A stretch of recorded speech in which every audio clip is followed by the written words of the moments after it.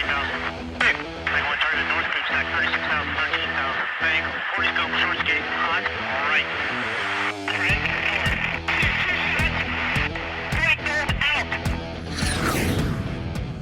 This is the Be One Change One podcast, where our mission is to help listeners define values, practice integrity, and inspire change. Our vision is to mentor men and empower them to achieve more by taking responsibility for shaping their own lives.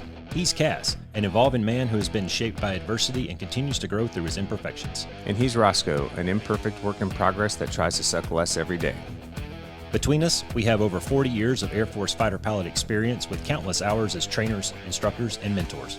Join us and learn to take responsibility for your own life as we dive into subjects from leadership to resilience to vulnerability. Be the one who changes their course. Be decisive, driven, and purposeful. Set the example for others. Lead. We wish we'd had this show when we were younger men. Be the one. Okay, after much gnashing of teeth, we're finally ready to start. Test runs, cables everywhere. Welcome to the Be One Change One podcast. Yes. Finally, after talking about them for a few months now, we got the ladies on. Yeah, we do. Welcome. Hello. You guys are famous or infamous? Which is it? Is infamous if you're a bad guy and famous if you're a good guy, right? I don't know. So you guys I think we're neither. neither? Okay. You gotta talk into the mic. You can't I think we're neither. Yeah, that's better. You started into the mic and then you did this. So finish. Wait. We have a question. Okay, go. What do we do with our hand? What do we do? What do we? Nice. Well, can we table It's a that really this good way? run. I don't. You just want to do I'm the not whole sure. show like this? Really proud of the team. It was such a good movie. Just put your hands down. I think that's what the guy told him to do. Just put your hands down. There was a show that I was on recently where I went through a litany of Emotion. Well, that too, but there was a litany of movies that every fighter pilot is required to watch and be able to quote at a moment's notice, and Talladega Nights is obviously one of those. It is. So we do that quite a bit in debriefs. I didn't know what to do with my Maybe hands. that's what we screwed up today is we didn't have a prayer to dear Lord baby Jesus first. Probably. Well, that's your Jesus. My Jesus is the bearded goes to Leonard Skinner concert. So, Yeah. got a tuxedo T-shirt in the front row. The 8.5 So- pound baby Jesus. Yeah, right. So we're right up next to Christmas. This is going to be the last show of the year, and we Yep. thought it'd be a great idea to bring the ladies on. But before we get started, because it's Christmas, I brought gifts. Oh, okay. You're gonna say we're gonna sing. Yeah, are we caroling? You two carol while Cass opens his gift. Oh, I didn't know we were doing this, man. You guys are funny. Surprise! Merry fucking Christmas.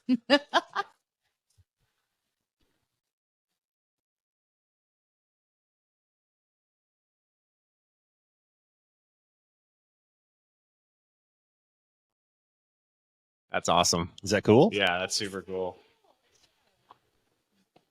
Oh, but wait, there's more. Do we have swag? Everybody loves my dusty muffins. So, Katie, open that, or give it to Aleishia and let her Oh, open yeah, that. check one it real out. quick. Check that shit out. Look at this, babe. Be One Change One podcast. We got shirts too, dude. Are we going? We got to get this stuff on, dude. That's So- awesome. Keep unraveling. Keep unraveling. I'm unraveling. I got a shirt to wear on the podcast now. Yeah. Dude, I love it. Yeah, they turned out Isn't that really cool? Show the So on the Yeah, I like the so Be One Change One podcast on there, and then on the back is values, integrity, change. and I'm pretty we sure I got the spelled logo everything on right it. too. We ran it through a spell checker, so Yeah, the logo came out nice on the art. Like that's what we were hoping for that's badass, Yeah. dude. Thanks, Isn't that cool? brother. Yeah, thank you very much. all right.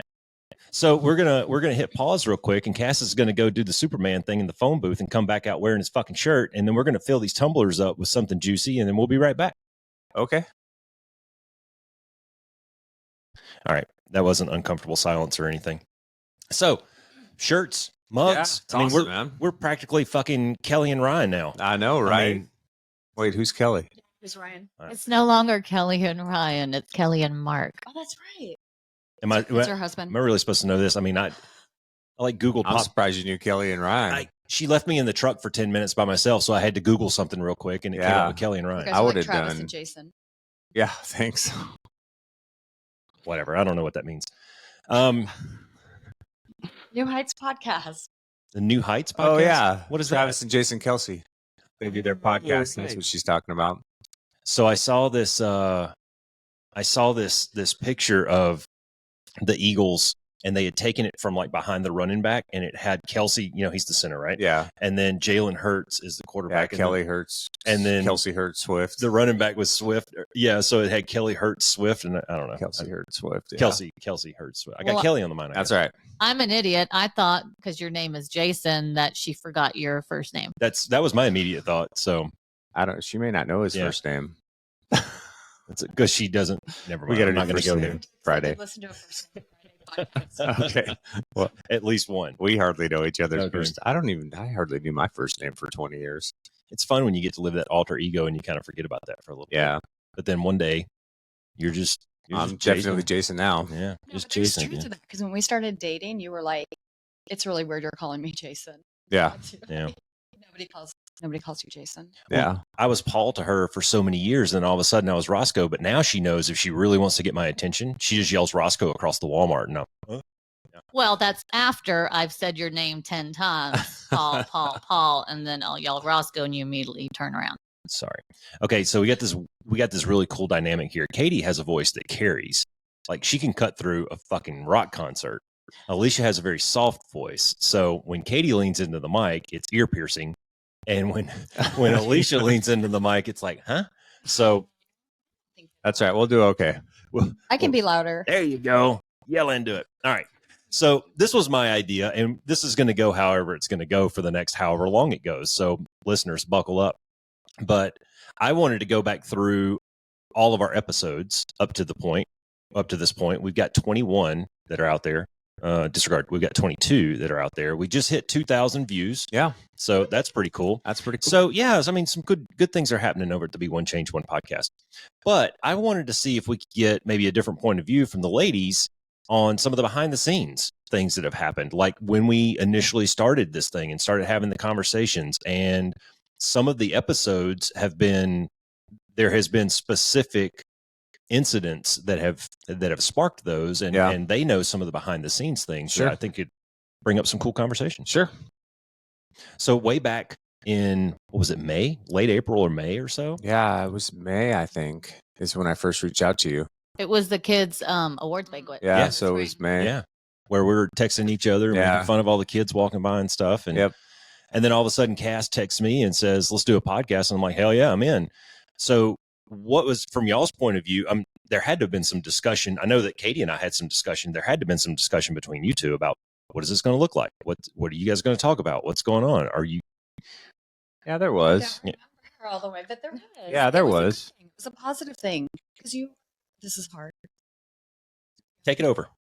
There You you go. were looking to do something Yeah. outside because you were Speaking to the thinking, mic. There you go. Don't speak to him. going back. That's so difficult. Going back to school. Yeah. And this was a great fit.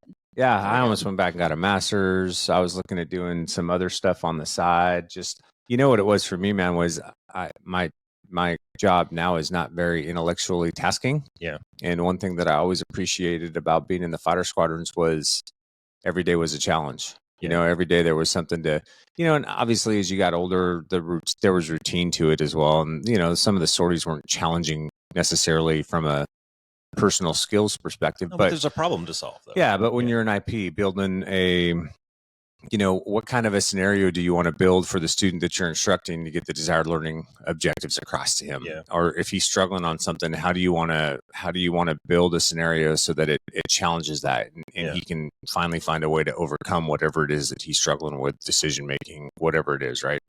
And so there was always that challenge to it, or just the stuff of sitting there and Mhm. telling guys how to fix their briefs, or the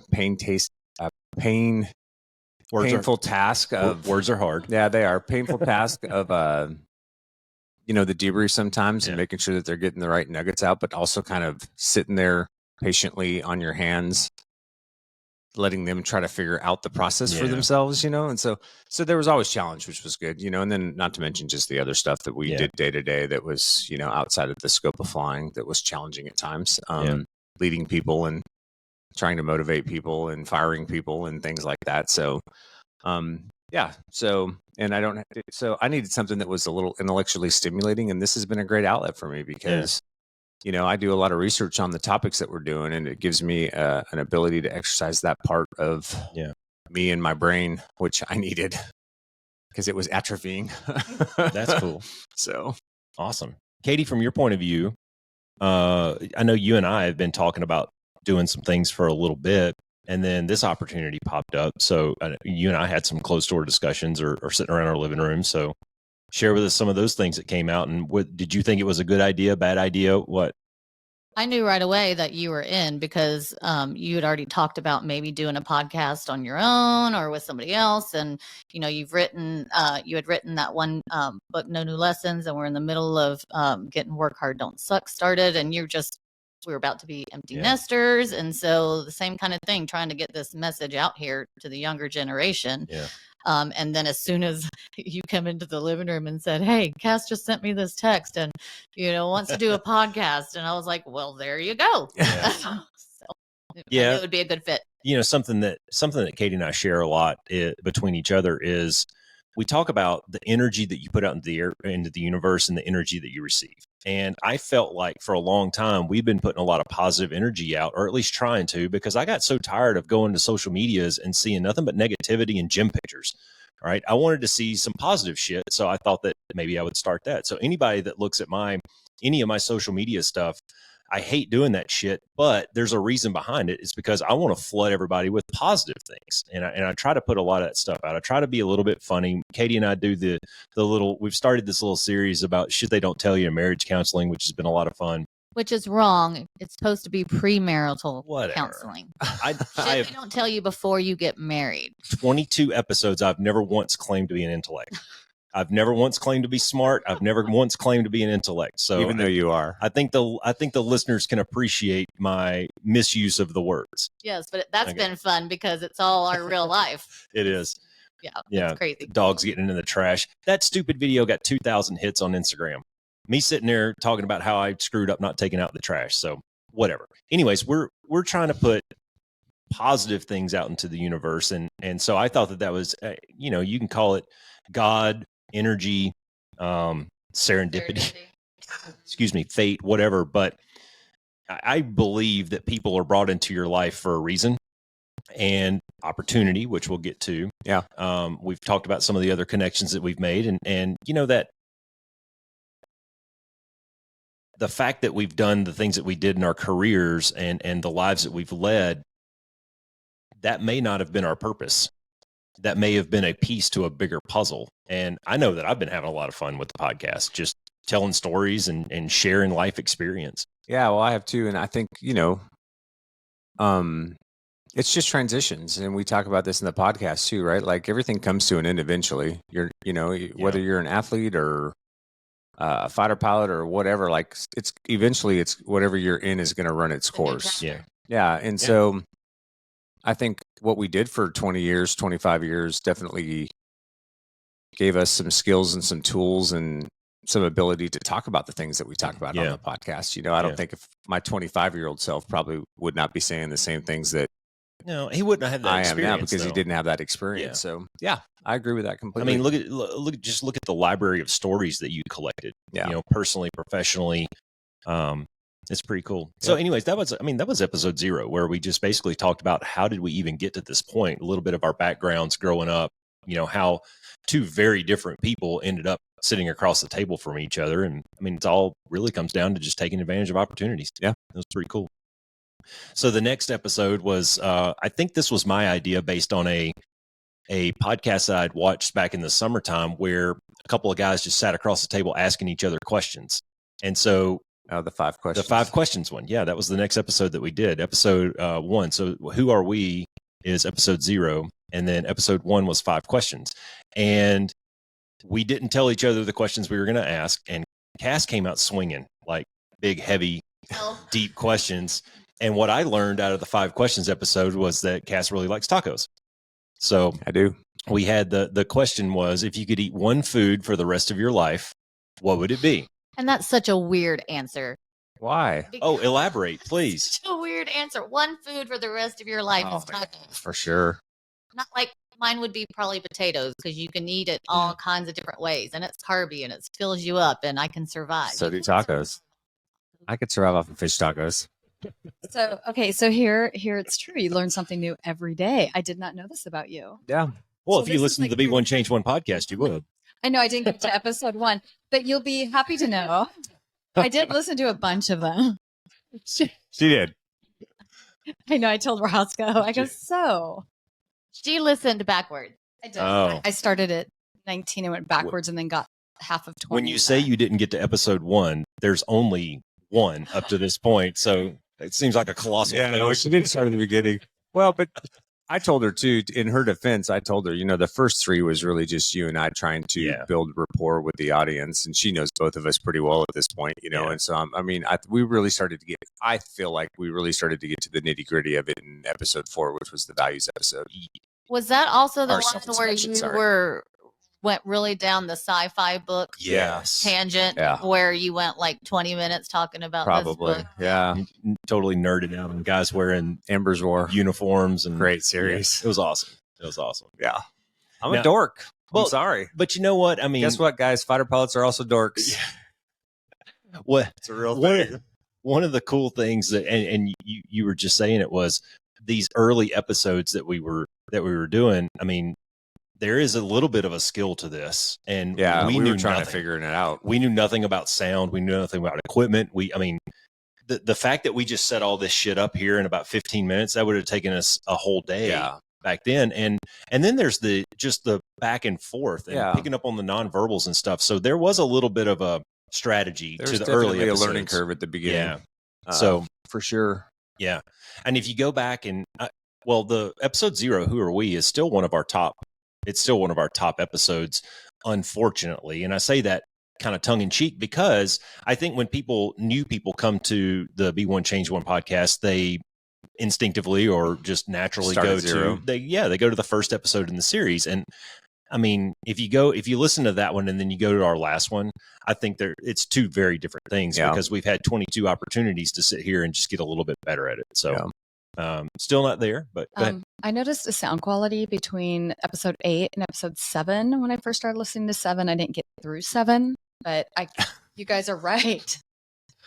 And you guys are awesome. Yeah. Yeah, we've definitely gotten better over time. We started to add video, we have swag. Like it's getting better. Well, Kelly and Ryan, We're getting there. Mugs and shit. Yeah, we're getting there. The next, My name is Katie. Katie, Kelly, Katie and Ryan. Who's Ryan?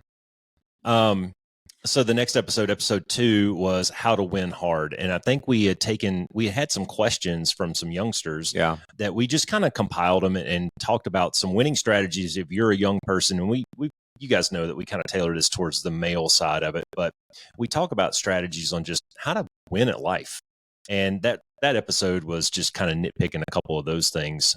Nothing real, I don't want to say earth shattering, but the reason I say that is because we went deep in a lot of the other episodes on some of the things that we talked about, things like the effort and the integrity and, sticking to your values and stuff like that. So that was kind of covered the first 3. Yeah, we tried to keep it light the first 3 just to build a little rapport with the audience before we started to get into some deeper topics. Yeah. And then the 4th episode, which is number 3, was Work Hard, Don't Suck. Oh, yeah, that's right. Yeah. Yeah, we did work hard because you were releasing the book. We were releasing the book the same week. And selfishly, I wanted to do an episode on that because, it's fucking at least 50% my podcast. So Yeah, but that book goes hand in hand with what you guys are talking about and doing on this podcast. So. It does, absolutely. And I mean, you can read down the table of contents and start picking out some of the things that we did. The things that we've talked about on the show is, I mean, a lot of it just comes right out of the table of contents of that book. What do you got? I was going to share this with you, but I'll just do it now. So fighter pilot buddy of mine who's retired now, flies for UPS. He sent me a text today and said his son, Austin, has been enjoying and learning from the podcast, and he's reading Work Hard, Don't Suck. So there you go. Well, there you go. That's awesome. See, it's getting out there. That's great. I think, I mean, obviously I'm biased, but I think it's a good compilation of a lot of the things that we talk about. Just how to win at life. Yeah. How to be a good dude, and how to be loved by your people and love your people and be successful however you define that. Yeah. So now Katie and I had there were some interesting things going on right there, because at the same time that we're having this discussion on the podcast, we're trying to do a book launch. So that week was that was a stressful week. It was a little stressful. Yeah. And then it kind of, I use the word flopped. Katie doesn't agree with me. So what do you think? I think you had your expectations way too high, and I think it goes down to timing and when it's released, and you're doing this at the same time. And your last book was a success when you first launched it, and it's still gaining traction. No New Lessons is a great story about your hike and everything to the Magic Bus. But before, when we did our book launch, it was right before Christmas and all this other kind of thing. So I think it's just happening organically, and it's going to pick up steam and get the word out. Yeah. I mean, it's good. It's basically a toolbox of stuff to teach your kids before they leave the nest. And I think that we did a pretty good job with our kids. Not to pat ourselves on the back, but they're not knuckleheads and all that kind of stuff. And it's just, topics that you need to touch on. Make sure you hit it and leave them with some good advice. Yeah. Yeah, it was interesting putting that book together. There was a lot of long nights. Katie and I went down the list, because I had 160 of those things, and we went down the list and pared it down to the 61 that made it into the book. And she had a big hand to play in that. So thank you. Thanks for your help. Yeah. And thanks, Austin, for listening to the podcast and for reading the book. No kidding. That's awesome, man. Yeah. Keep supporting, keep sharing it, especially the young guys. We're looking at the demographics out there. We're getting closer to reaching the demographic that we hoped to reach when we started, at least our vision anyway. So for the young people that are listening, keep sharing it amongst your circles. Yeah. And hopefully we can eventually tell a story that'll be a hook to keep you on.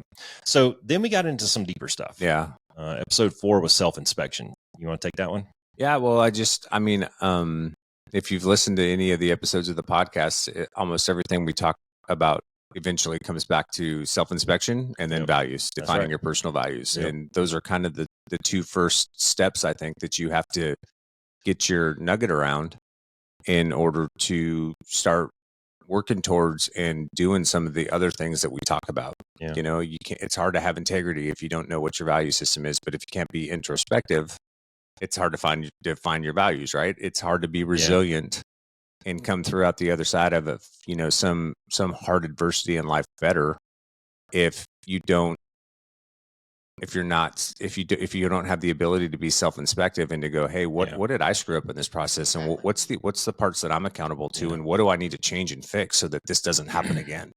So I'm really glad that we kind of led with those two as our first two, because that really, to me, is the foundation for everything else we talk about. Is that being able to be have a self-inspection or be introspective, and then being able to define your personal values.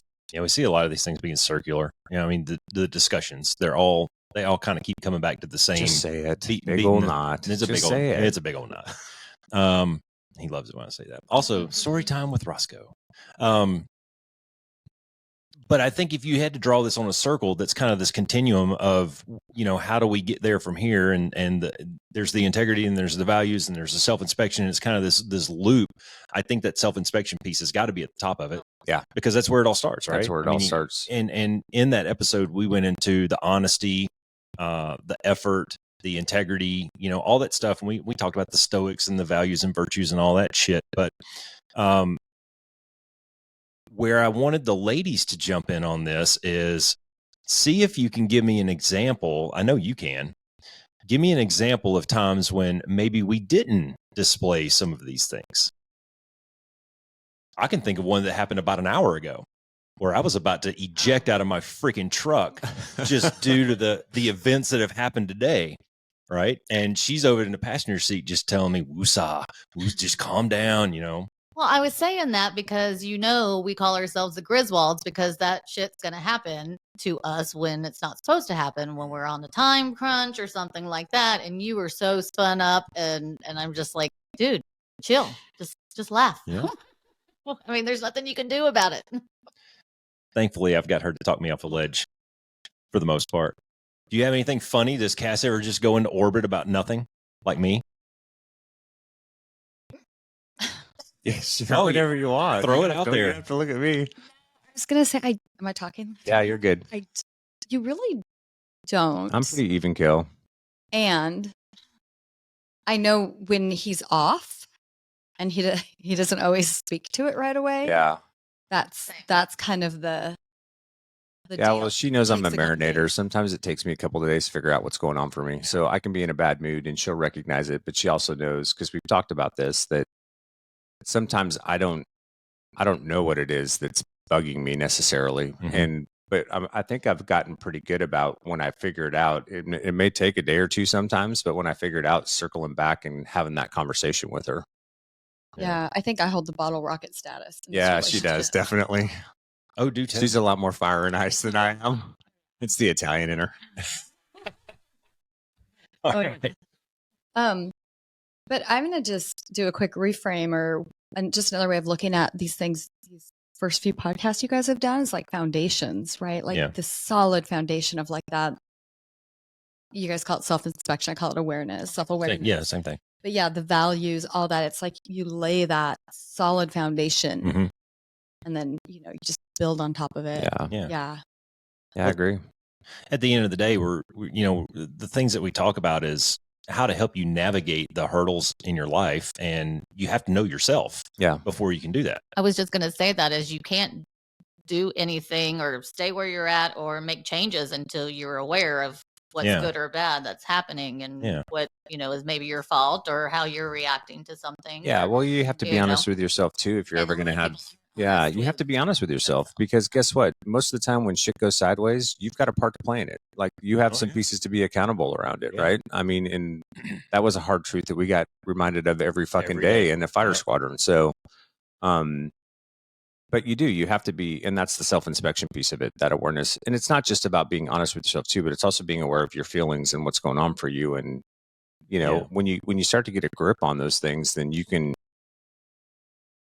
acknowledge what's happening or what's going on for you, but that also lets you kind of step out into whatever you have to do that day with a little bit more intention and recognition of, hey, maybe I need to make sure I do things in this manner today, because if I don't, it's going to tip me over the edge and I'm going to end up doing something that I'm going to regret, blah, blah, blah, blah, blah. So I don't want to get all down into self-inspection right now. but you're hitting on it, man. Because I mean, I know that we have a couple of things that are going, a couple of examples. I'll just say, and I'll keep it very generic, wave tops. But we have some people that we know that are going through some rough times in their relationship, and you can tell that they've gone different ways, and that's very evident. But it doesn't seem like either one of them are ready to own their part of it. And that's just on a relationship standpoint, let alone down to the personal level of going, hey man, for however many years we were together, I definitely influenced this and I definitely had an impact one way or another. And then, there's another relationship that we're trying to mentor some people through, that one side of it, I think, is doing very well and asking the right questions and taking the time and putting in some of the effort. And that person is damn it, I kind of fucked that up. He's still messing it up a little bit, but that's normal. And we say that all the time on the podcast. You're going to fail. You're going to screw things up. And You're guess what? trying. It's hard. Yeah. It's hard to sit down and be is. honest and go, man, I really fucked that up, or I was really a dick about that, or you know what? I did all of these things in this relationship and I could have done so much. But it's hard to come to grips with that stuff, man, and to admit it, and then to come up. But until you do, you can't come up with a game plan about how to move forward and how to fix it. But that person is at least moving the ball and going forward, where the other person is blaming others, not taking accountability, not aware, and being the victim, and is stuck in this cycle. Yeah, that you'll we're end up in trying a to vicious. help. You can't do it for them. All you can do is Katie bought some little daily affirmation little cards, and she came back to the room last night. I was back there reading, and she came in there and she goes, hey, I need you to help me with this a little bit. And every one that she read to me, I was like, oh, well, that's just effort. Oh, that's controlling what you can control. That's emotional equity. I mean, it's all the stuff that we talk about on the show. And I'm telling you, man, this is, like you said, this is the foundations to figuring out who the fuck you are and then how to fix your shit. Yeah. Because life goes on. You can't stay in the same. Yeah. Well, you it's like know, we've been saying, circle. right? You're in 10 years from now, you're going to arrive. Where you arrive is completely up to you and the choices Exactly. that you make. So Bingo. Well, go ahead, Aleishia. all of that. Jump in. No, go jump ahead. in. Right. Professional. Well, no, it's something. It's like what you were saying, and I think I got this. This is something I read off Brene Brown, but I probably am going to screw it up. But it's not about knowing better; it's about doing better. Mhm. So we don't always know, but when we do know, or when we do get that education, it's how do I improve it, right? So how do we improve communication if we've been stopped? It's like, oh, now I know better, so now I just need to Yeah. do better. I'm not going to beat myself up for knowing if I didn't know, right? It's about Mhm. learning and educating and. But how frustrating is it when they know better but aren't doing the actions and doing? I'm talking. Yeah, I'll keep my mouth shut. So no, because you know what? This is the fun thing, right? Is do you believe people are doing the best that they can? No. And if they are, then that's their best. No, I don't believe that person's doing the best that they can. And hearing someone tell them this stuff is not the same as owning it and knowing it. Like you can have the information in your brain, but until you apply that to yourself and your life, what good is it? It's not doing you any good. Like, yeah, somebody told me this once upon a time, but It's just information. They need to apply the things that they're being told. And if it's so frustrating when you can see the train wreck happening in slow motion and you're like, if I could just peel off the top of your nugget and put this in there, we could fix this problem.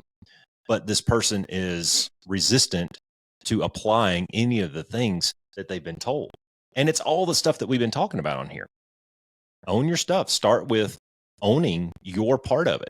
This was not a solo venture. I mean, relationships are. It's not two-way easy though, streets, man. I mean, it's if we're honest with people that listen to this podcast, it's not easy. No. I mean, No. it requires a tremendous amount of courage Mhm. because you open yourself up to a ton of vulnerability. Sometimes it's embarrassing. You know, Sometimes it's Yeah, and it can be shameful, embarrassing, or there can be shame, like we've talked about, that's wrapped up in it. Oh, we'll There get can to that. be all kinds of stuff that goes along with it, and too, depending on past relationships, the environment people grew up in. There's all kinds of factors that affect Mhm. the lens that they view some of those things through, and it's tough to shift out of that sometimes. Yeah. Well, that's a good, going from the self-inspection episode, which was awesome. We might want to revisit that later Yeah, we down the might. road because that was one of our very early episodes. And I mean, I know that the episode turned out good and we got across a lot of the points, but we may want to reattack that and just see if we want to dig a little deeper into it. Yeah. So we'll asterisk that one and see about that in the future. But Sure. then that one, go ahead. Well, and I think it's good for you from, every now and then to touch on the foundational aspects of these things. Well, we do almost every episode. We go back to these two, Yeah, and these two, comes back to these. episode 4 and episode 5 is self-inspection and then values. So episode 5, values, was where Cass put me on the hot seat and started scratching. And I don't know if I was completely prepared for that piece of it, but I'm glad that I'd gone through the exercise so that I understood how to ask the questions. And for the listeners, I mean, I just did that like the day prior. Yeah. And it took me a few hours to really dig. And I kind of had a map on a piece of paper. And that's where I came down to my 3 of freedom, effort, and loyalty. Yeah. Well, What are you talking about? You're talking about what your values are? Yeah. Okay, So, Define those personal values. So for those of us who have not listened to the podcast, I'll spell that out. Oh yeah, that's not going away. That's okay. I'm guessing he used an exercise with you that I gave him. That's probably true. Probably true. It is. It was produced. 100%. In fact, I think he said on the episode, well, this is what Aleishia did to me or something like that. Probably. Get your minds out of the gutter, people. So Was that kind of shown out? Yeah. well, I told you it was going to deteriorate quickly, but so Cass asked me, he started asking me some leading questions and finally got down to, what do you think your values are? And then he asked why, and kind of that Simon Sinek, the 5 whys. If you ask why 5 times, you finally get down closer to the answer.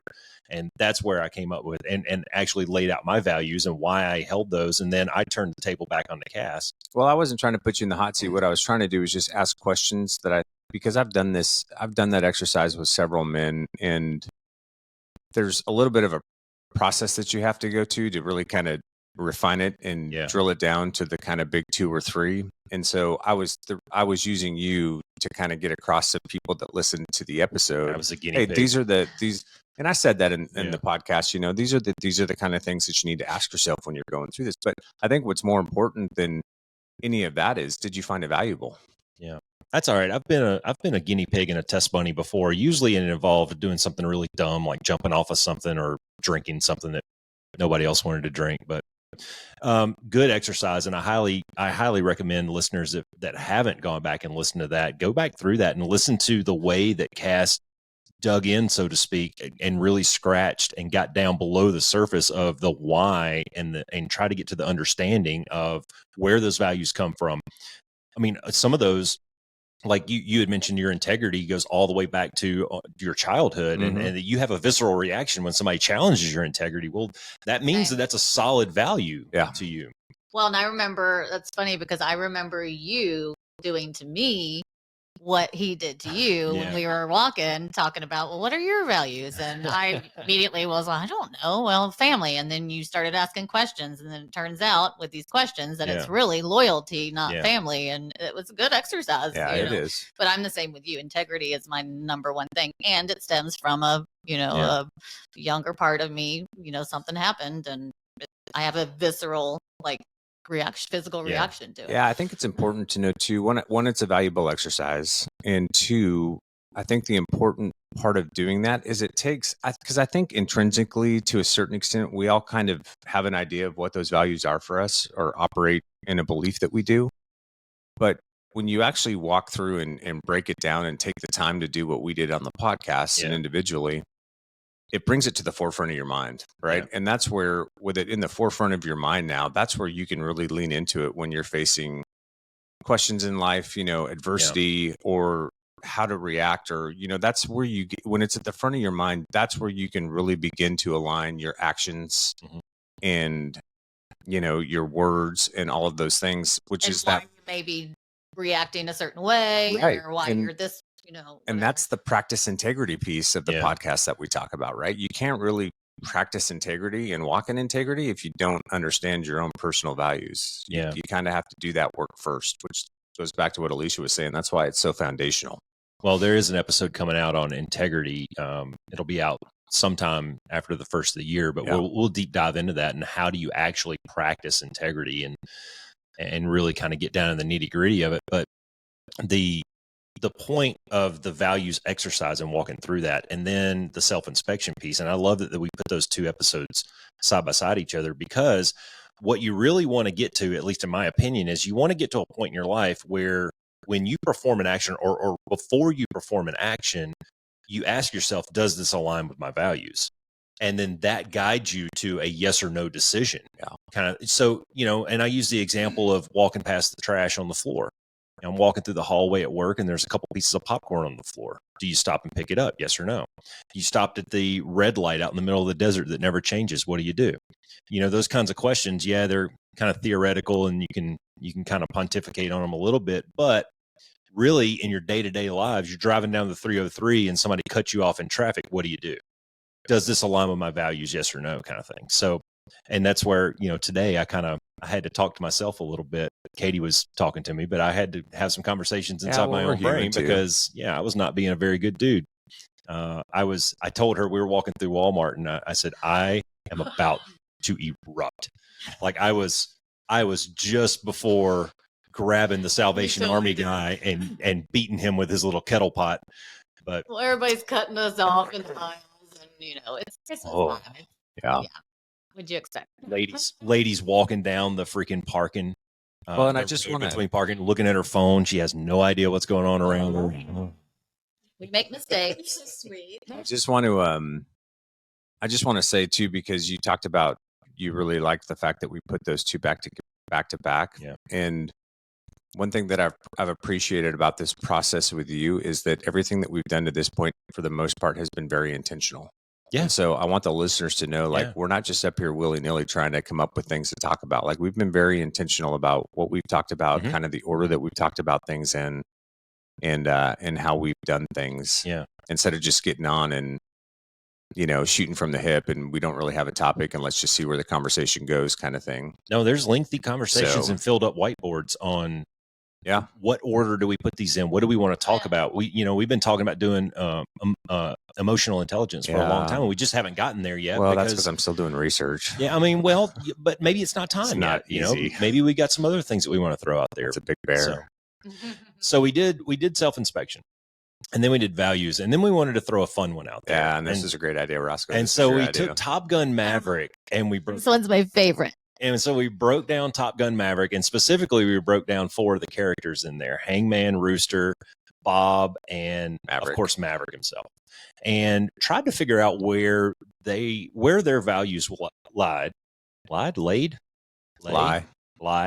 This is a grammar-free zone. Yeah. No Okay. judgment. Cass always says, "I was told there'd be no math." Yeah. So you guys know I invent words all the time. If I can say it and spell it and use it in a sentence, it's good. So with those 4 characters in mind, trying to get down into what we think drove them and how they got to the point, and then kind of their character arc through the movie. So what did you guys think of the Top Gun Maverick episode? Katie, you said it was your favorite. So Well, I thought it was a great movie, but I thought it was a really good way for you to get the point of understanding your values and determining your values and all that stuff Self-inspection, using Rick. a modern hit that just came out in the theater, Or lack thereof. So I it's like loved it. pop culture. Pop culture. That was the word I was Yeah, trying to kind of like figure Kelly and out. Ryan. Yeah.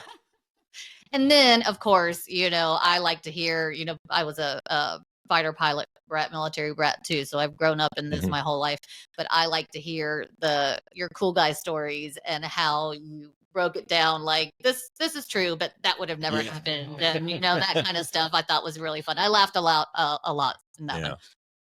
That was a fun episode to do, and got us a chance to kind of explore the space on what's drama versus what's real. And Yeah, well, I This is think the first one. I think it was fun because we got to analyze the characters, but we got to bring some realism because we lived that life. We Yeah. got to talk about what's real and what's not, right, and what's Hollywood and what's not.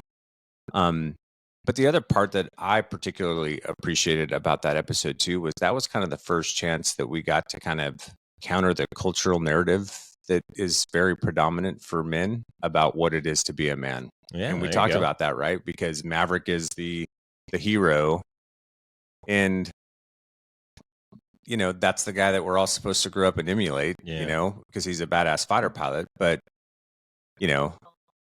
doesn't want any accountability, doesn't want to be self-inspective, right? Because he can't, he hasn't dealt with his past, doesn't want to deal with his past. He can't manage relationships, professional or personal. He doesn't have any respect for authority. Yeah. He does whatever he wants, whenever he wants, does it his way, it's his way or the highway kind of a And thing. you touched on it, and Yeah. he is alone. Yeah, and Because he's of a it, complete you know? loner, and so that's the other piece of that one that I particularly enjoyed because that's the pervasive kind of narrative in Mhm. culture for what a man's supposed to be, and I think it's bullshit. I think, yeah, I like that. Let me stay on that for a second. I think in the last 20 years or so, there's been this boom of this narrative of what the man should be, and specifically talking about the military guys that are out there. Whenever you Google, manly stuff or military stuff, there's this image of this guy who's all roided up and all tatted up and got all his cool guy gear on, and he's stomping around out in the woods with, night vision goggles on or something. And guys, I'm just here to tell you that's not reality. I mean, that's a very, very small population, and those guys, those types of dudes have found a niche, and they're speaking to a particular group of people who like that kind of stuff. But Yeah, for Couch Team 6, I would say the vast majority of people, you're not going to grow up to look or be like that. You're just going to be normal dudes, and that's okay. yeah. And nothing wrong with it. If you like to shoot or you like guns or you like doing that's cool, man. I like to shoot too. Yeah, I mean, I'm not trying to belittle anybody but I think I don't remember if it was that episode, but I talked on one episode. I saw a guy in a big truck with a license plate that said "Never Forgive." Yeah. And I'm like, okay, that's cool. Is that really how you want to live the rest of your life, brother? going to be a pretty miserable soul, you know? Probably. Yeah, you know, it's just, I don't know. There's the whole manosphere. We've talked about this a bunch on the podcast too, right? This culture about you got to be tough and, you know, you handle everything by being a badass MMA fighter, or, you know, go take a bunch of selfies of yourself kitted up. Yeah. Which Aleishia and I have an inside joke. I call those guys Couch Team 6, because it's like, come on, dude, you're not like, let's be honest, you know, if whatever. I just, Well, I have that a kind of question. stuff cracks me up. Is that representation that you're talking about of all the sorry, I'm not used to this. I'm usually being told to be quiet, not speak up. You can speak normally, but please speak into the microphone. But is the representation that you're talking about of all the, you know, roided out guys and all this, you know, manly stuff, is that a direct counter action to all the toxic masculinity that's been talked about throughout the last decade or whatever, to where they want to project that we can be like this and, you know, we're not toxic and everything? I don't know. Yeah, well, I think so. And again, like, In a manly if you like MMA, if that's an outlet for you, and you just like martial arts, then dude, go do it. I'm not suggesting anything like that, but without getting too deep into things, because we've got a bunch of other episodes to get through, what I'll just say is, and I said this on a podcast too, if you want to be badass, be a badass friend. If you want to be badass, be a badass partner, right? Be a badass husband, be a badass dad, right? If you want to be badass, be there for people. Like, extend yourself, be vulnerable, have some courage, get out of your comfort zone, seize opportunity, right? You don't have to walk around with a gun on your hip, you know, and big biceps to be cool or to be badass. That's not what it's about. That's not what a man is about. A man is, you know, I'll just leave it at that. Yeah. I'll get on a rant otherwise. Yeah. We don't want to, let's not bog down too much. And for the guys and gals that are listening, Just go back, be like Bob. That's all I'll say. go Be back like and Bob. check out episode 6, because we had some fun with that one. That was a fun episode. And I believe that aside from episode 0, I believe that is our highest download count thus far. So it's an entertaining episode. It's fun, but there's a lot of value to be had out of that discussion. And so the next one, I want to turn this over to Katie for a second, because we went into 4-letter F words, and we had planned on doing that episode already. Yep. And then there was an event that happened before we got a chance to record it, and we almost made just a slight pivot. We did to fit this in. So Katie, why don't you tell us how we ended up getting to that point? You know the whole story. There's 2 events, but that particular event's the one that tipped the iceberg, I think. That was the one that happened in August. And and I think that you were already scheduled to do this podcast anyways. We were going to do 4-letter F words. You did do it a few days later, I think, after this event happened. Yeah. So I was, it was, I think, a Saturday or Sunday evening, and I was laying on the floor, watching TV, and all of a sudden and it was late. It was like 8:30, 9 o'clock, something like that. And, you know, I usually, before you get too far down the story, just try to keep names out of it if we can, because I don't want to. Yeah, no names. I don't want to dox anybody or anything. That's a word, right? It is now. But I didn't have my phone next to me because I'm laying on the floor and it's late at night and whatever. And so the phone text bings, and I'm like, okay, well, you know, I'm not going to answer it. It's probably a scam, you know, one of those advertising texts or whatever.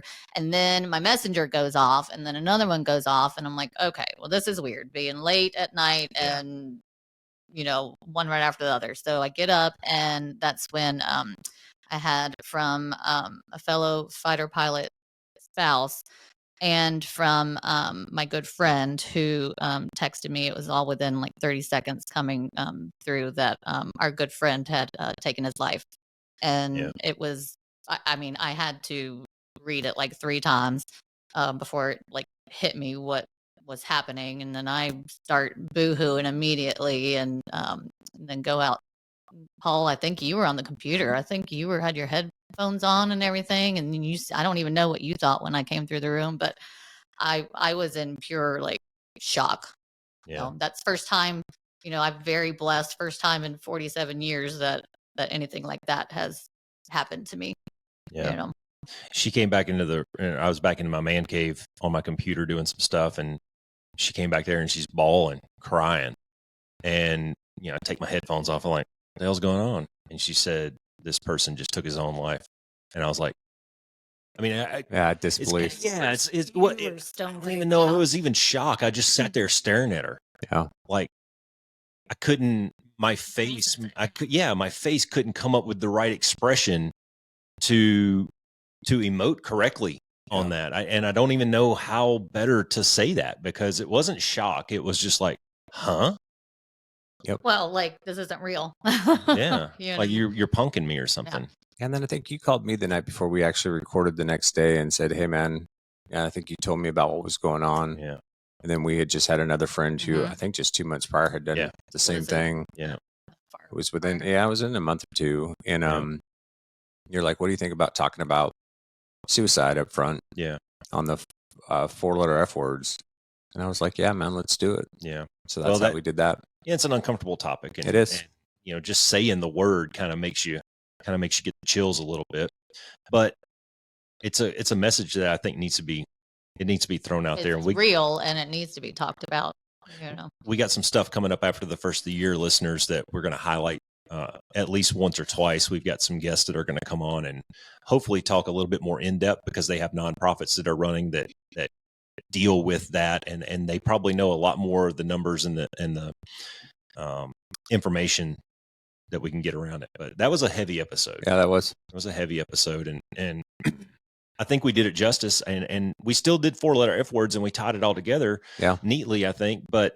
And I think just mentally, if you listen to those 4-letter F words, we had fail and fake and fear, fume. Yeah. And you take funk was in there. And, and if you took all of those just for what they're worth, you could see where they could lead down a path. And that actually tied up pretty nice. Yeah. I mean, unfortunately,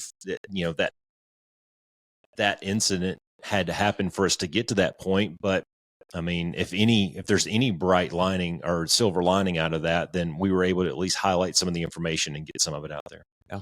And I just wanted to touch on the fact of how close knit and tight the military brotherhood and not only the brotherhood, but the families and the spouse network is.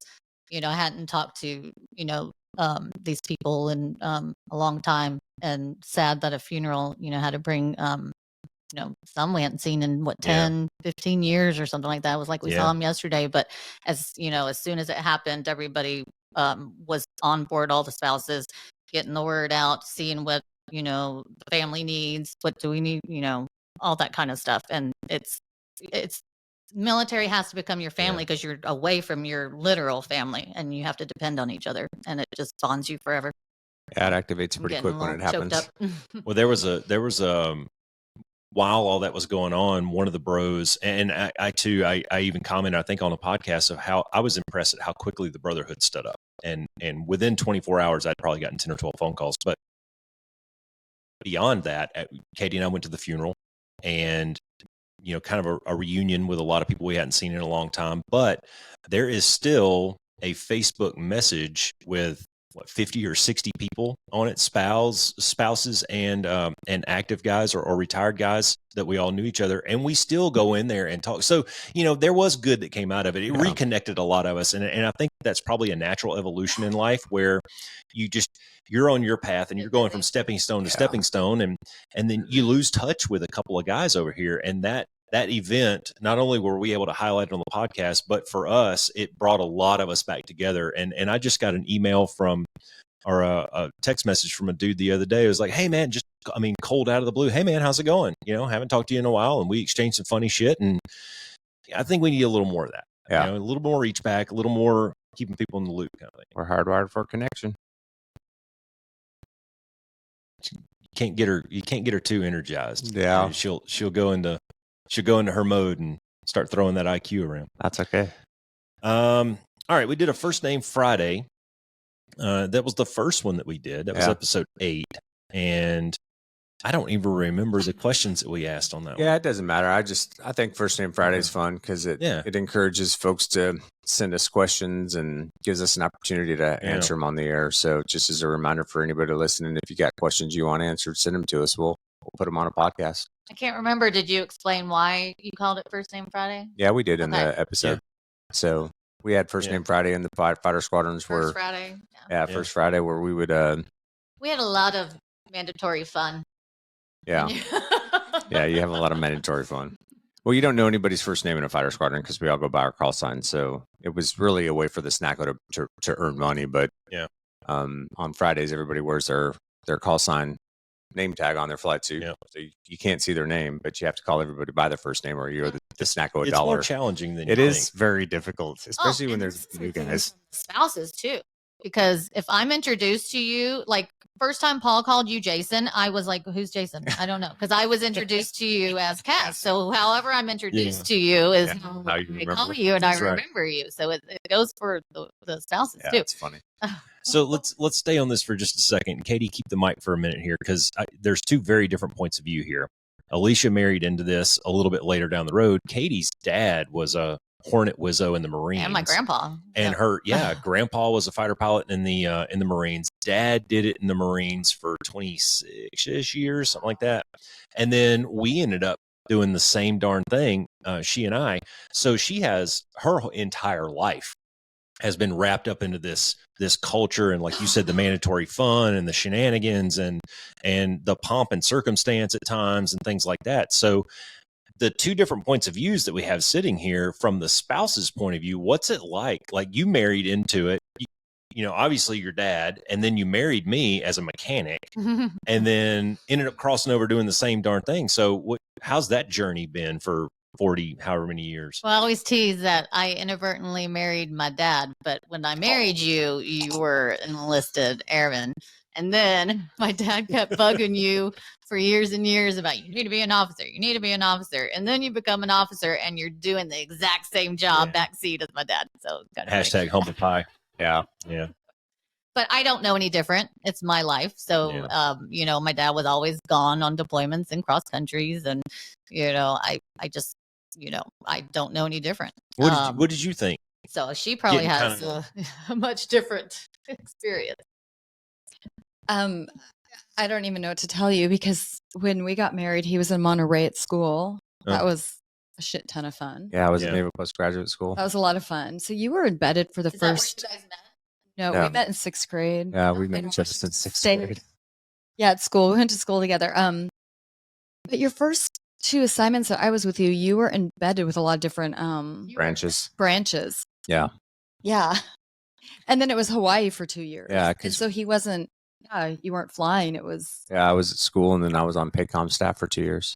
Yeah, working mostly with Marines and Navy guys. Yeah, and that was really interesting because both times we were not living on base. Monterey, kind of, but I wouldn't call that a base. But we met some really good people in different branches that we've stayed in connection with. And then coming here to Luke, it's different here. Yeah, it's different. It is. Course. I never got the spouse thing.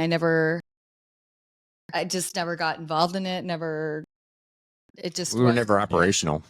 I don't think there really was one here because it was a different country. And then the same thing happened when we did our Army tour. We didn't really have, you know, the fighter pilot community is like, I always tease, like a fraternity, or, you know, it's a brotherhood.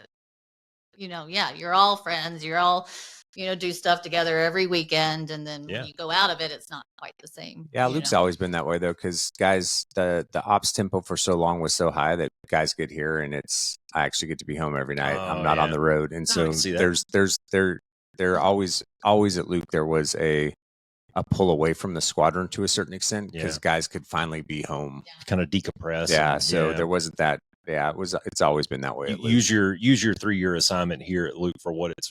Yeah, Friday I'm going to go home, man. I'm not going to stay here and drink with you guys until midnight because I'm actually home for once, you know, and I need to take advantage of this time before I'm operational again, and I'm not home 6 months out of the year. Yeah, and I think too, you know, I was a lot older. I'm not some young parent. Like, not to sound weird, but I didn't have a need for that support system, and it's just, I mean, it would probably be different if I was a 20-year-old, had a 25-year-old, had a new family, didn't have family around. Our kids were older. Yeah. It was also just. No, it's good. I knew that there would be two very Yeah. different. And then Katie, you can probably speak to the difference between coming in as a crew chief and then on the officer side, there was a little bit of a different dynamic there especially from the spouse's point of view, I think.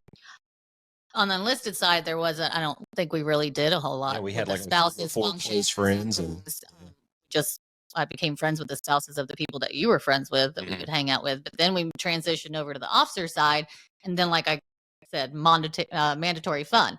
It's I remember the monthly coffees.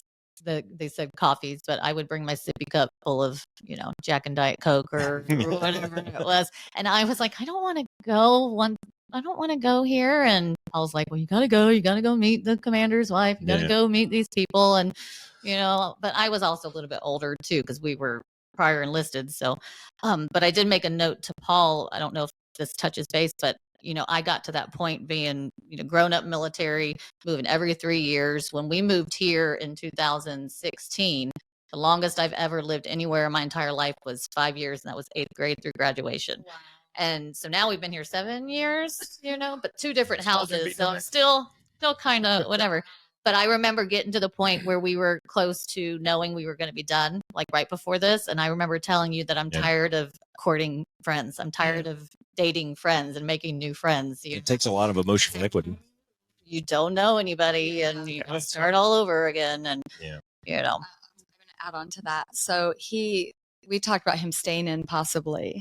But I was like, if you do, you'll have to go to your next 2 assignments. Yeah, well, I mean, my next assignment after command would have been school. I would have gone to school again. And then I probably, because I was joint staff complete, there was no reason for them to send me to staff. So I would have probably gone and been an OG somewhere. Yeah. An ops group commander somewhere. And Aleishia, our kids were doing really well. We were kind of really well established here. And she was like, well, if you go back to DC for school for a year, come home on the weekends because we're not going with you. And my mom said the same thing to my dad when he was thinking about staying, and she goes, I'm not going. You can go by yourself. No, I made that decision easy. I think we kind of got to that same point where, I mean, sure, I could have made the next rank and kept chasing and kept driving, but I think we were just done. Yeah. Like the family's in a good spot right now. Yeah, the kids are planted where they can bloom. I mean, I've got friends that have stayed in and they'll come back and ask me, and I go, dude, you'll know when you know. Yeah. I had so many people tell me that. It's like, how do you know when it's the right time? You'll know. Don't worry, you'll know. Yeah. So for the military bros that are out there listening, when you get to that point in your career, you'll know when you're done. Yeah, and there's like, I think there's so many things to be said for the military spouse, for the military family. Lots of resilience. There's a lot of professional military spouses out there. I know you were a nurse. Yeah, and I had just gotten my social work degree, and I wanted to work because I value work. And you have to get a new state license every time you move, and they don't reimburse you. Yes. And the other part of that for you guys is your job is very hard on your bodies. Yeah. It's a young man sport. It is. And I can barely turn my neck to the right anymore at the end of it. Yeah, I'm an Emmy turner. Zoolander. I would have to set up BFM sets when I was on defense when I was teaching young guys to the left, because if I had to go to the right, I wasn't sure I could keep sight half the time because I still cannot turn all the way over, man. I mean, it's same. When I have to swap lanes going down I-10 over there, I have to turn my whole body to look over my shoulder. Yeah. So you mentioned on, I don't know what episode it was, about how I used to call my rent husbands whenever you were gone, and that's what I called them because I can't do it by myself. The washer's flooded, or the car breaks down, or all that kind of stuff. But when you were home, I still told people I was a single parent. Because even though you're not deployed and you're home, you didn't know what your schedule was until the night before. And you would, so I couldn't make any plans. I couldn't depend on you to pick up kids from school or football practice or anything, because it could have been a 14, 15-hour day. So I had a blast, and I wouldn't have changed it for a world, but I don't know any different, but it's hard. It's hard. It's a lot of sacrifice. It's not an easy lifestyle, that's for sure. It's hard. And we talked about, I think we talked about just a few episodes ago, we were talking about for that hour and a half that you get to go up and rage and fly off into the sunset to get your air medal. there's a lot of behind the scenes Mhm. stuff that is not exactly fun.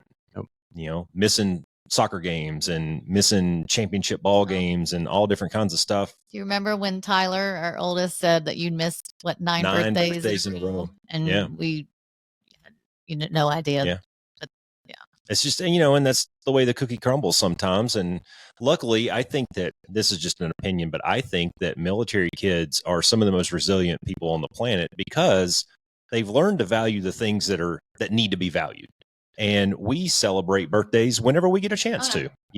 If it's not on the day, then you know what? We'll go out to eat this weekend when we got a chance to all get together. And we kind of turned it, I don't want to say not a big deal, but we learned to celebrate the act of getting together versus the date on the calendar. Well, and quality time over quantity of time. Yeah, I think that's valid too. Yeah, that's valid. Cool. Wow. That first name Friday, I didn't expect to spend that much time on that one. That was good. No. Well, that led us right into cool guy stories. And we just told stories for an hour. Stories every once in a while. It was fun. And I learned that Cass got to watch a guy shit in front of his sheep. Yeah. And, go back and listen to it. He describes it in great detail. But was this downtown Phoenix? No, this was, yeah. He might as well have been. Yeah.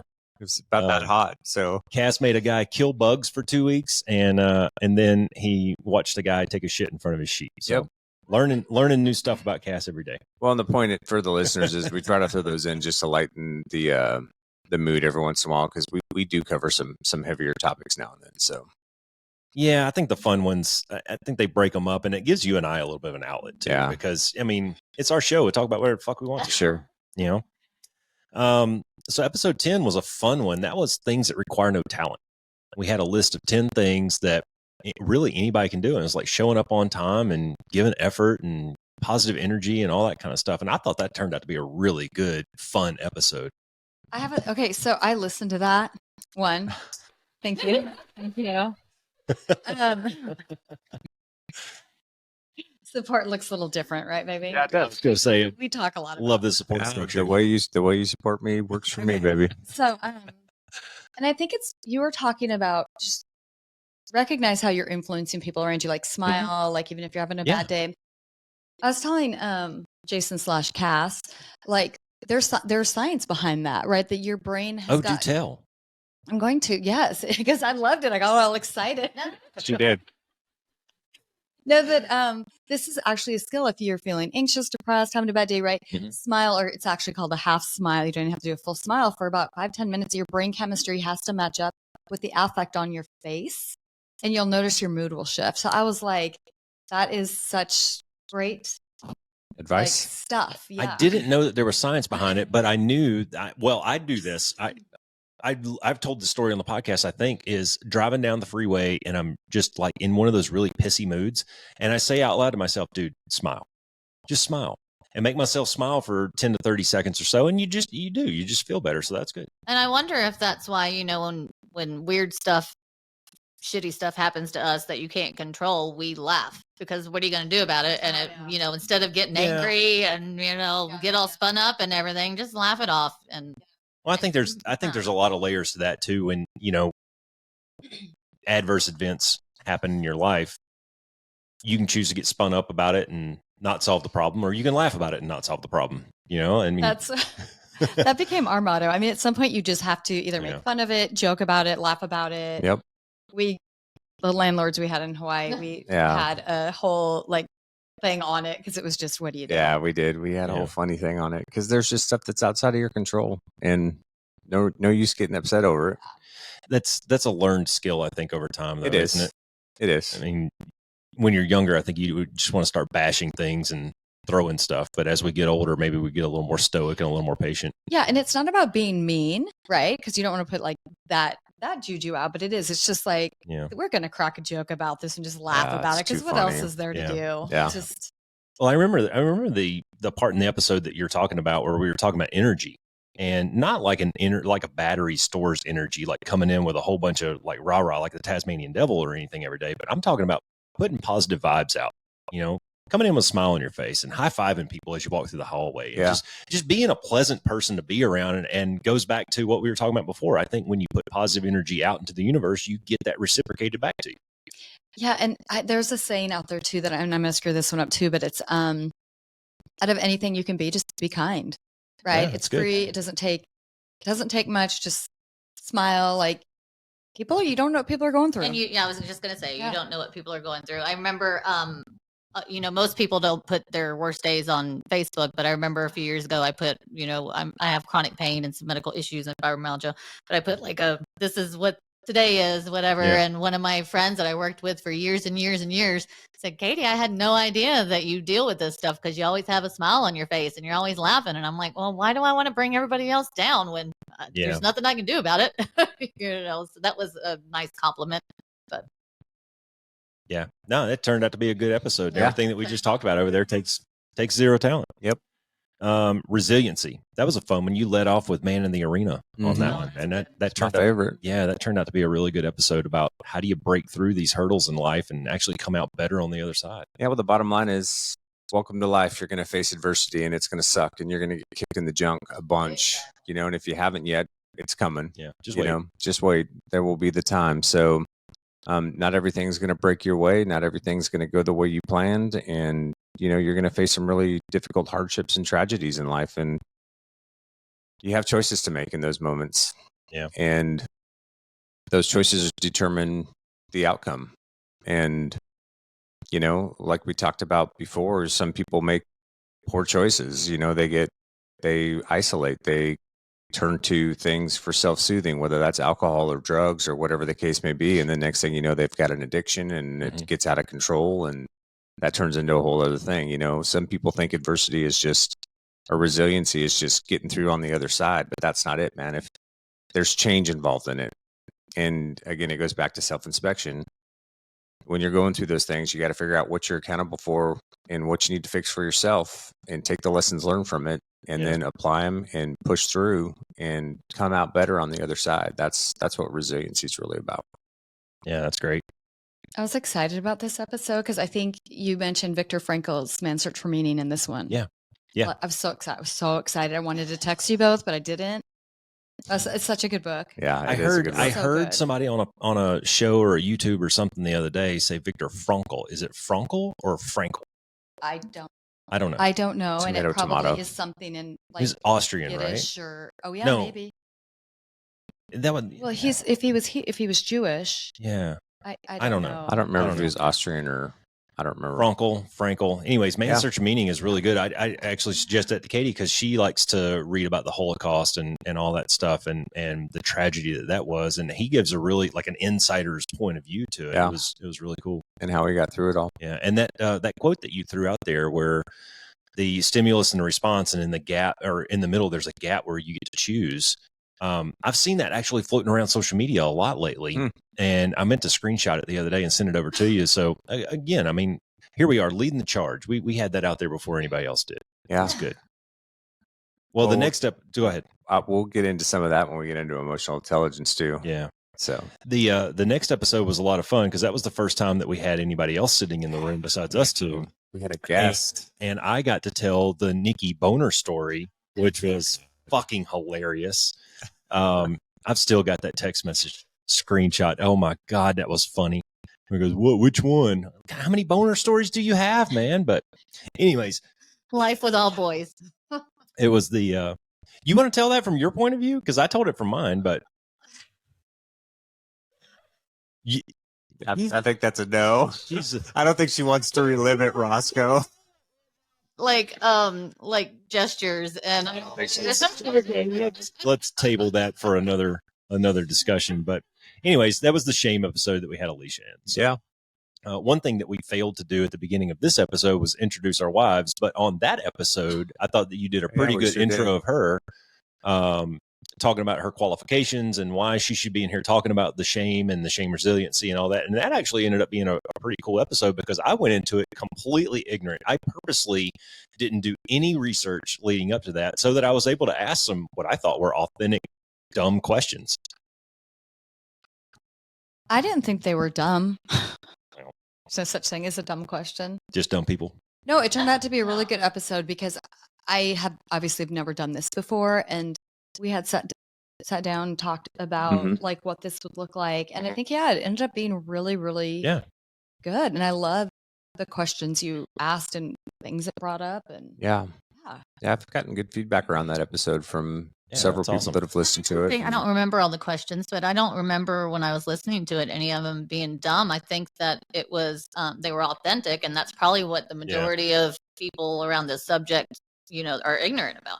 Well, that was it. That's the key word right there. Is it was based completely out of ignorance, because other than knowing, or at least knowing what I'd read the definition of shame, getting able to deep dive into that from a professional's point of view, I thought that was pretty cool. Yeah, well, and if I'm honest with you on that episode, you weren't completely ignorant to it. You just had never talked about it in that way before, maybe. right? Yeah, You just didn't have the literacy, the language that some of the language that we talked about, and the literacy around it to break out what's the difference between being embarrassed and shame, or all the different definitions that Aleishia walked us through. And so, yeah, I thought it was a good episode. Isn't that true though? To a lot of the things that we've talked about, is the heavier episodes where it's really just an understanding of the language, and like the words mean things, right? And understanding some of the meaning behind that. Like we can throw the word values and integrity around all the time, but until you really dig into it and figure out what that shit means, how can you apply something if you don't have a true understanding of it? Yeah, that's why we say this is the podcast we wish we would have had when we were younger men, because I wish somebody would have had conversations like this with me when I was a younger man. I'd have gotten from A to Z much faster. Look out, Rogan, we're coming. And saying. I just want to point out that the podcast is aimed towards younger men, but it's got so much value and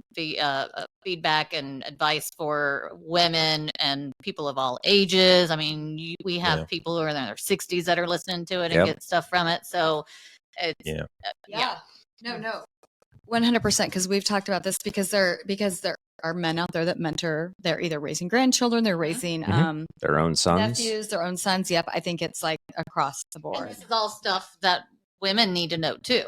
You guys just happen to be men, so you're but shame, resiliency, or integrity, or defining personal values, that stuff applies to everybody. Yeah, and I know we've said before that it's never too late to start. Nope. But you need to start. You got to start. The journey of 1,000 miles, first step, all that good stuff. Another First Name Friday in November, we talked about keeping your partner happy and fighting complacency. And I think that tied right back into a lot of the things we had already talked about up to that point of, hey, focus on yourself and, put out positive energy into the universe, and hopefully your partner reciprocates some of that. And it was good. It ended up being a good episode. And that was the one, I'm pretty sure that was the one that we failed miserably at the first name stuff. Oh, I'm sure. Like the first one, the first one we were kind of hyper aware to it, but that one, I don't know if we got a single one right. You'll never be Paul to me. I just want you to know that. I think you guys should legit assess each other, and then at the end of the year, they can take us out to dinner. That's a great idea. Maybe it's better. I had said assess each other and then give to charity or something like that. The charity. That's better. This is charity. This is bullshit. I don't like that. It was your idea. What? Putting money. Okay, we'll get a jar and we'll. Good God, man! I'm gonna have to start bringing ones in here. People are gonna think I went to a strip club. Aleishia told me, because I think one time, so I have to carry ones with me when I travel, because we always tip the guys that drive us to and from the hotels, and I call them. So that's what it is. And so she made a comment to me one time, because I was like, I got to go to the bank and get a bunch of ones, because when I first started flying on the commercial side, because I was like, I gotta, because it's embarrassing when they drop you off, and then now you're like, oh, can I run? Do you have change? Anyways, and you don't want to spend that time. She goes, oh, you gonna go get a big fat wad of stripper dollars, honey? Yeah. So now I always call them stripper dollars, and I think I said that on the podcast one time, and she goes, you should probably clarify that for your listeners. Stripper dollars. All right, so I guess from now on, when we do First Name Fridays, we'll come in with our roll of stripper dollars, and I'll be ready. That's gonna end up deteriorating very quickly. Yes. Look out, 2024. Here we go. Man, the next episode was all right. Story time with Roscoe. So there I was. Chelsea's Bar and Grill, 1997. All right. My crew's sitting at one end of the table. There's 4 of us, I think, and I was sitting on the far side of the table where I could see the door, and in walks the other crew. that was supposed to meet up with us. We had mutual friends. I don't know if I knew, maybe I might have known one of the guys that was in this other crew. I don't remember. So this is all kind of new. Well, in walks these 5 or 6 people from this other crew, and they sat down at the other end of the table. We had a long ass table, bunch of chairs. Here they come. And who sat next to me but this hot blonde named Katie? All right. And this next episode that we're talking about is opportunity. So there was an opportunity there. I could talk to this girl and get to know her a little bit, or I could stick with my crew and just talk to the bros and whatnot. Now, I'll say that was an opportunity, but I always say have an exit strategy. So while I did talk to Katie, and obviously it worked because 27 years later, 26, 27 years, we're sitting here. But my exit strategy was I told her my name was Bob for 2 weeks. He legit. I said, "Hi, my name's Katie," and he said, "I'm Bob." I called this asshole Bob for 2 weeks, hanging out as friends, and even went along. And I was dating his friend at the time, that was in the same squadron he was in, and we're hanging out, doing all this kind of stuff. And then I went to go see my boyfriend in his squadron one day, and I knew his last name was White, and this was back before computers and all that kind of stuff. So they had the name list, and this is where you go to the CQ main desk and you'd say, "I'm here for Airman so-and-so." And they'd send a runner to go knock on the dorm room and come get you or whatever. So while I'm waiting for my boyfriend to come down, I'm looking through the list, and I don't know why I was thinking, but I saw White, and there was only one White in the dorm room, but it was Paul R. White. And I even made an excuse for him, saying, "Oh, well, maybe his middle name's Robert and he goes by Bob." Yep. And then about a week later, somebody said, "Who are you talking Who's to? Bob? Who's Bob?" Yeah. I guess I like sarcastic assholes. Whatever. Must have worked. Friends first. Must have worked. So the episode on opportunity, that was a lot of fun. Yeah. How do you create it? How do you recognize it? And then really the more important of those two is how do you take an opportunity, that fearlessness to actually walk through the door once it's cracked open. I really enjoyed that episode. Yeah, me too. And I think the key takeaway on that is just, and we've said this on other podcasts too, is the opportunity lies outside of your comfort zone. So sometimes you got to put yourself out there. You got to have a little bit of courage. You got to make yourself vulnerable. You got to go talk to the boss and tell him that you want more on your plate, or that you'd really like to be a part of that team or whatever. You got to, you sometimes you do have to create that opportunity for yourself. Yeah. Talk to the girl. Yeah. Well, eat the octopus. Whatever it is, you just never know. We always teach our kids is, what's the worst that's going to happen? They're going to say no. Yeah, you're in exactly the same position. You're in exactly the same spot. No, that's good. Yeah. Do we need to take a break? Nope. I just need to close it because it's shining in their eyes. I'll be right back. Right on. Well, while he's doing that, we kind of already touched on this one, but the next episode was traditions, and that was my idea. This was Katie's idea. She has a lot of value and a lot of input into the podcast, and this was the target of opportunity around Veterans Day. And she says, you should do something about fighter pilot traditions and the heritage and all that stuff. And you and I were both displaced on that one. I think you were in Compton and I was in south of Fresno. Yeah, I think I was in Long Beach or something. Yeah, and I was in Long Beach. So yeah, close. I mean, we talked about a little bit of the traditions from the wives' side, and I thought it was pretty cool. It ended up being, so if you go on YouTube and you look, that episode has, by order of magnitude of about 5 or 6 more views than any other episode. So clearly people are interested in it, and that was one of the first that we actually did video. Even though we were remote, we still did the video so people could see our ugly mugs. But that was Katie's idea, and I thought it ended up being a good one. Well, and I don't remember what we were talking about, but I was like, you should do a podcast episode on this, and because there's so much cool tradition and things in the military, and a lot of fun to be had. It's a lot of work, and from both sides, but it's a lot of fun. The women have their things that they do. We have the cred tournaments, and which is a pool game, kind of, sort of. It's hard to explain for those that are listening. And then going to the bar on Friday nights, and then ringing the bell, and we would get I don't remember what mine was, but we would get spouse names, call signs, and all that kind of stuff, and the coffees, and so much. I mean, it was a lot of fun. It is, and it kind of highlights the fact that it does become a lifestyle. Yeah, to a degree. Yeah. Yep, it does. Interesting. Part of what makes it so hard for guys to break away from it when they leave. Gosh, it is, man. I mean, they even give you a new name for crying out loud. Yeah, I know. You're like a whole nother person when you walk through the squadron doors, and you spend so much time there with those people Even doing on your- those things that, yeah, it's. I can see. I mean, I think we're all guilty of it at a certain point of kind of getting lost and wrapped up in that. Oh yeah. It's hard to divorce away from it. And kind of going into the next episode was about influence. And I mean, we were definitely influenced by our environment for sure, but the other side to who influences you is who do you influence, and that energy that you put out into the universe, and all that kind of circular jargon that we talk about. Well, that's totally your 105 project that you, the movement you created. Yeah. Yeah. Putting, focus on yourself, make yourself the best version of yourself that you can. And other people are going to pick up on that. And hopefully you're setting a good enough example that people want to, in Katie's words. So I'd been going for about, I don't know, a year and a half, 2 years or something down my path. And I never even invited her to come along with me on this, because this was my journey. And I recognized that right off the bat. And it was full of self-discovery and just getting my mind, body, soul balance back where it needed to be. And one day I came out of the room, out of my man room, came around the corner, and she goes, "Stop. I don't know what you're doing back there, but I got to get some of that." And that really started the discussion about getting her on her path. And the one thing that I would like for people to understand when we talk about this kind of stuff is these paths are individual, and they're very intimate to that person. And you can't compare yourself to other people on their journey and where they're at. You have to do your thing and focus on you and making yourself better.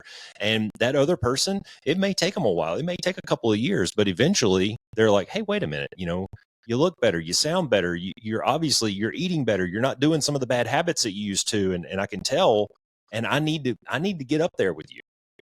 Yeah, well, first, go back and listen to the shame episode, right?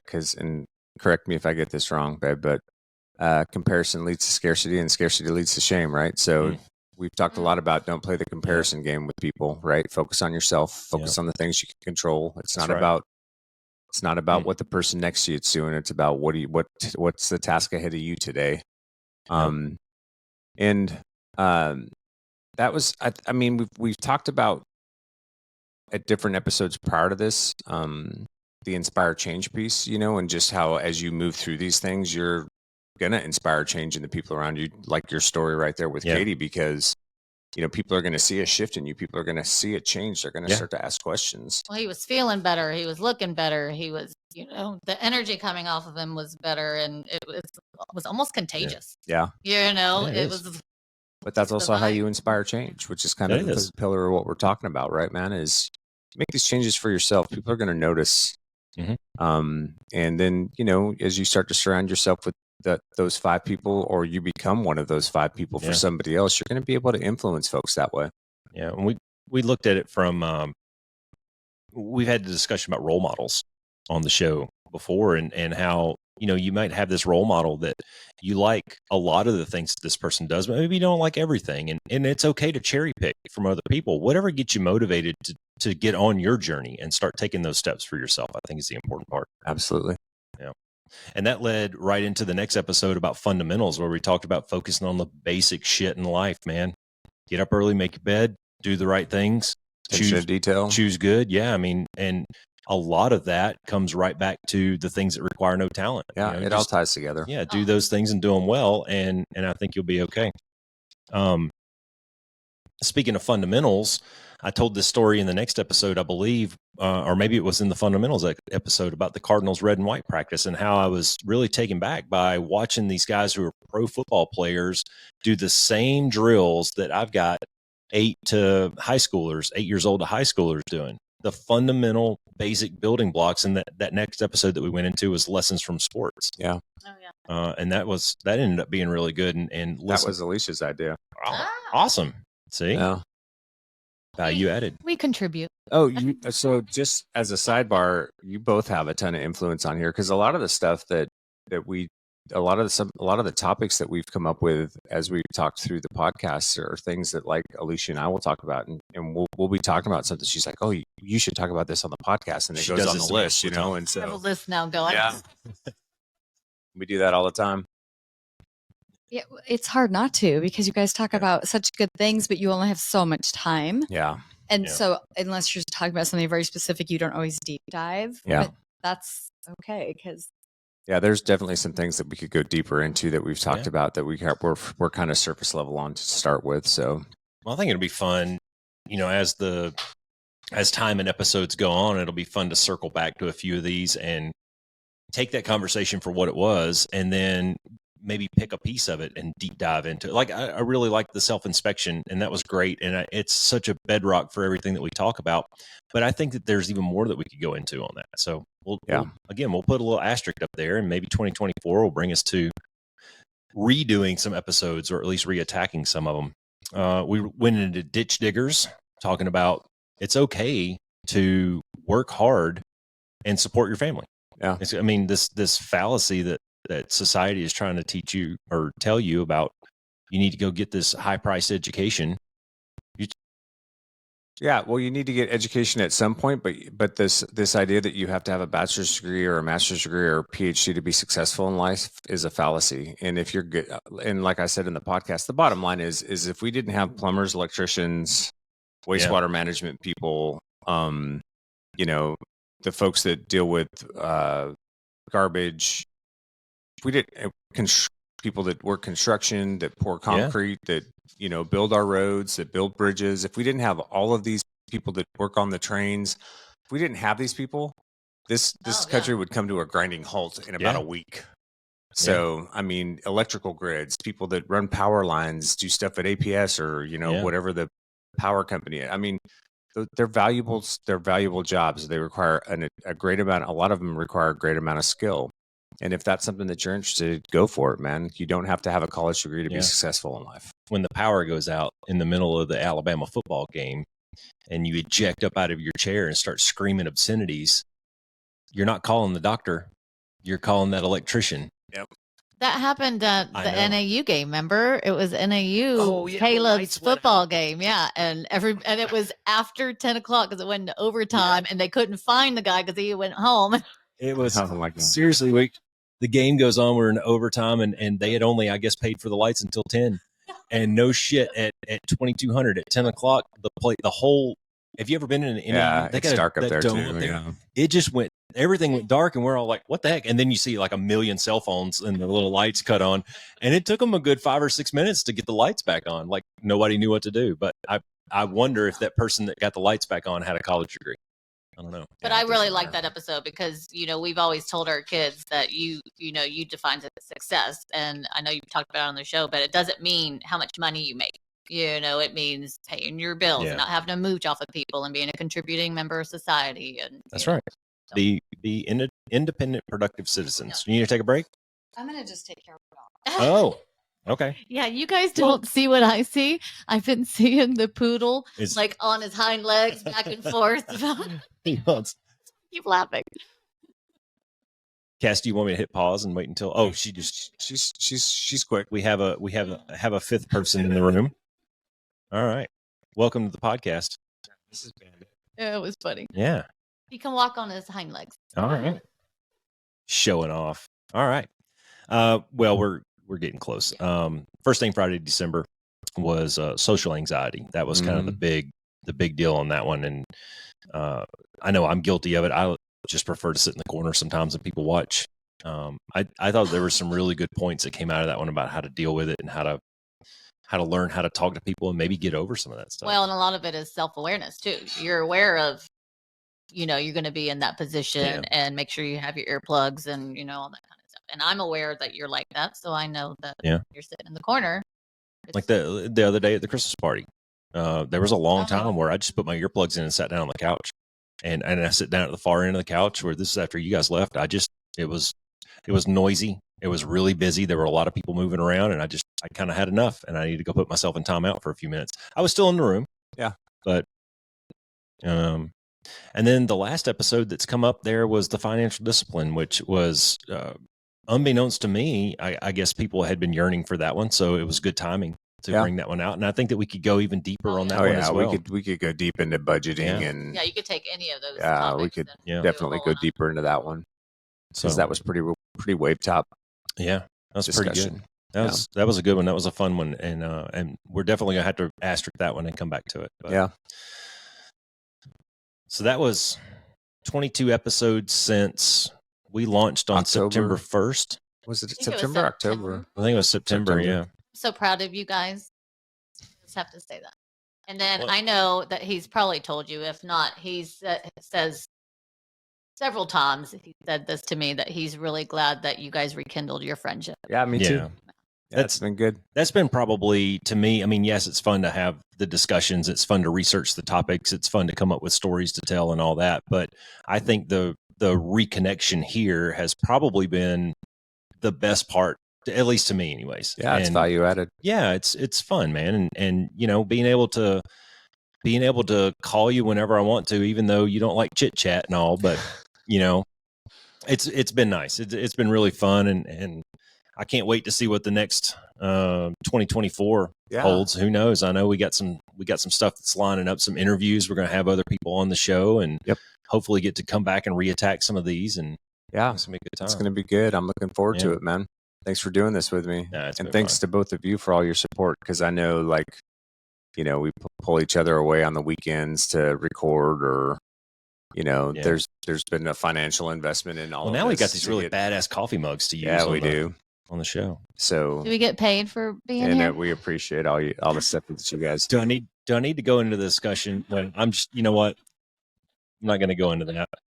It turns X-rated very quickly. Yeah. Anyways, now that's yeah. And thanks for being good sports coming Yeah. on the show. And there Thanks was for coming on some the show. resilient or resistance or hesitancy, I should say, is probably the better word. Yeah. But low threat, lots of good fun, lots of laughs. I think it was a great way to wrap up 2023. What do you guys think? Pretty good? Yeah, I think it's great. I think it's Awesome. yeah. Next time we have drinks when we do this, it'll be Yeah, that'd be better. there'll be more comedy mixed in. That's great. Cass, what do you got, man? Parting shots? That's it. Be All the right. change. Be the one. Thanks for flying with the Be One Change One podcast. If you got something out of this show, then be the one and share it in your circles of influence. You can be our wingman through our website at www.be1change1.com. That's B and the number one, change and the number one.com. We invite you to be the one and join our fighter squadron on social media at Be1 Change One on Facebook, YouTube, and Twitter. You can follow us at Paul Roscoe White on Facebook, Instagram, and LinkedIn, as well as Roscoe's website, www.paulroscoewhite.com. You can email us from the website, and please leave comments, share, and ask questions, or leave ideas of things you would like to discuss on future podcasts. Most importantly, be the one that helps us win the algorithm by leaving a review on whatever platform you're listening on. Thanks for joining. Until next time, be the one.